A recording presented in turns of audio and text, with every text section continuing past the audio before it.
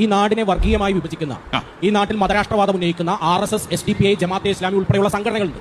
ഈ ജമാഅത്തെ ഇസ്ലാമിയുടെയും SDPIയുടെയും RSSന്റെയും വർഗീയവാദികളുടെ വോട്ട് ഞങ്ങൾക്ക് വേണ്ട എന്ന് പരസ്യമായി തള്ളി പറയാൻ രണ്ട് ജനാധിപത്യ കക്ഷികൾ എന്നുള്ള നിലയ്ക്ക് UDFന്റെ പ്രതിനിധിക്കും LDFന്റെ പ്രതിനിധിയും തയ്യാറുണ്ടോ എന്നുള്ള ചോദ്യമാണ് ചോദിച്ചത്. ഞങ്ങൾ വളരെ കാലം മുമ്പേ പറഞ്ഞതാണ്, ഇപ്പോഴും പറയുന്നു, 1000 വട്ടം പറയുന്നു, SDPIയുടെ വോട്ട് ഞങ്ങൾക്ക് വേണ്ട, RSSന്റെ വോട്ട് ഞങ്ങൾക്ക് വേണ്ട.